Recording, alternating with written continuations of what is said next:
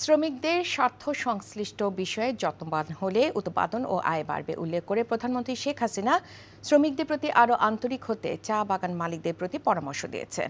পাশাপাশি বৈশ্বিক চাহিদা বিবেচনায় চায়ের বহুমুখীকরণের তাগিদ দিয়েছেন তিনি। রাজধানীর ওসমানী স্মৃতি মিলনায়তনে জাতীয় চা দিবসের অনুষ্ঠানে একথা বলেন তিনি। ফাহাদ মোহাম্মদের রিপোর্ট। সিলেটের মালিনীছড়ায় 1854 সালে প্রথম বাণিজ্যিকভাবে শুরু হয় চা চাষ।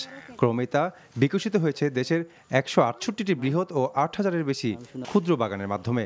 প্রধান অর্থকরী ফসল ও রপ্তানি পণ্য হিসেবে চায়ের ঐতিহ্য প্রসারে 4 জুন জাতীয় চা দিবস হিসেবে পালন করা হয়। রাজধানীর ওসমানী স্মৃতি মিলনায়তনে চতুর্থ চা দিবসের আনুষ্ঠানিকতায় যোগ দেন প্রধানমন্ত্রী শেখ হাসিনা। এই শিল্পে অবদান রাখা 8 ক্যাটাগরিতে বাগান ও উৎপাদনকারী প্রতিষ্ঠানকে দেওয়া হয় জাতীয় চা পুরস্কার 2024-এর সম্মাননা।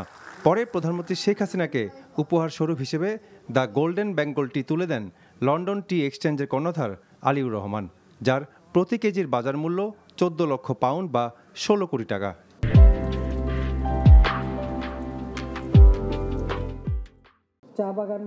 চা বোর্ডের প্রথম বাঙালি চেয়ারম্যান বঙ্গবন্ধু শেখ মুজিবুর রহমানের অবদান তুলে ধরে প্রধানমন্ত্রী বলেন, এই শিল্পকে বেগবান করতে শ্রমিকদের প্রতি যত্নবান হতে হবে মালিকদের।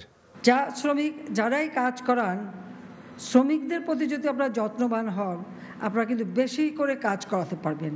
শুধুমাত্র তাদেরকে ওই আপনার অধীনস্থ বলে বিবেচনা করলে হবে না। মনে রাখতে হবে তাদের শ্রম ঘাম দিয়েই আপনার উৎপাদন বৃদ্ধি করা উপার্জনের পথ করে দিচ্ছে। কাজে সেই শ্রমিকদের প্রতি আপনাদের আরও যত্নবান হতে হবে। বিশ্বের চায়ের চাহিদা বিবেচনায় সুগন্ধি চা উৎপাদনে তাগিদ দেন সরকার প্রধান। অ্যারোমা টি উৎপাদন করা, হার্বাল টি সেটাও কিন্তু এসে গেছে, মশলা টি সেটাও চলে বাজারে।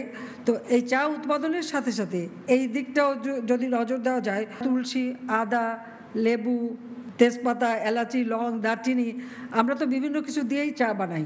তো এই চাগুলো যদি প্যাকেটজাত করা যায়, অর্থাৎ আমি এটা বলবো যারা চা মালিক এবং ব্যবসায়ী আছেন, বিশেষ করে মালিকদের বলবো যে আপনারা ভ্যালু অ্যাডেড করেন। এই যে বাল্কে চা বিক্রির থেকে যদি ভ্যালু অ্যাডেড করেন, তাহলে আপনারা কিন্তু আরও ভালো দাম পাবেন। রাজনীতি ও অর্থনীতির বিষয়ে তৃণমূলের সচেতনতাকে ইতিবাচক হিসেবে উল্লেখ করেন বঙ্গবন্ধু কন্যা। Fahad Mohammad, NTV news, Dhaka.